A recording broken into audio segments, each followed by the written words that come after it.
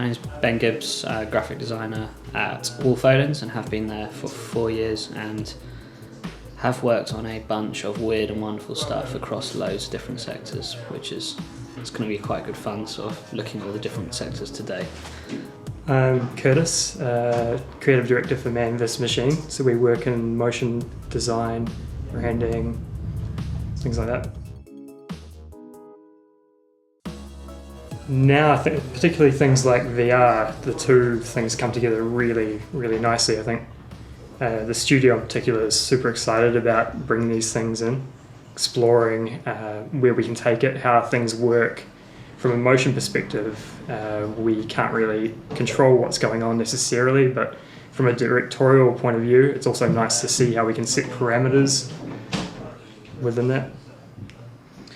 Yeah, in terms of static logo being dead, I don't think it is dead or will ever die. I think there's lots of exciting new technologies with generative printing and things like that. So the identities might live in terms of lots of different cuts of the same logo with a lot of personality responding to the environment it's placed, but I still think there's a place for a printed logo or a static logo, whether that's online or offline. I think a lot of people still want that because it's actually quite hard to manage and manipulate, and especially if you're a client and you're given a bunch of logos, it's quite hard to sort of, unless you've got the capability to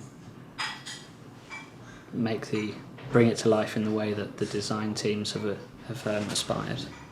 Yeah, I think the static logo it has to be the foundation of the moving sort of motion design. It's what all that stuff stems from. So I think more and more the motion design, the moving logo is more and more important, and we'll see more and more, particularly when we get to the interactive stages of things where that's more within the consumer markets. But yeah, increasingly so more important. But I don't think it would ever disappear.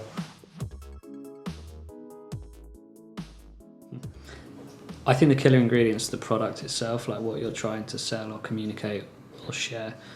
Without that, you can veneer it in any way possible, but if fundamentally you have something that doesn't work or isn't appealing, then you're not going to win. You're not going to carry through. I think authenticity is so important these days, and when you don't fully believe in a product, I think consumers won't as well, and it comes across immediately. It's amazing how fast consumers will rip you apart as well, publicly now as well. It's not. That world's changed as well. Consumers have got a voice, so they can stand up for what they believe, and you're seeing a lot of brands sort of having to grapple with consumers and work with them to make something relevant to them.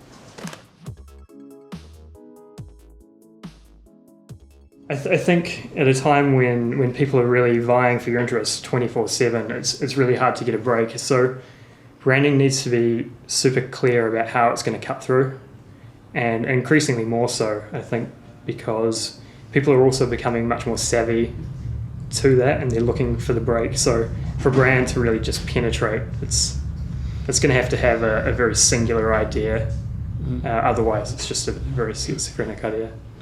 I think you're right. The brands are also having to stretch really far across so many touch points now, and it's kind of keeping that singularity and that story and that consistency, so it all ladders up to something greater than, or something great that the product or service is providing. And that consistency is really important for customers, because if you start working in silos, from social media starts talking a different voice to how you're communicating in other experiences, it's becoming very difficult, but it's really important to keep it all tight.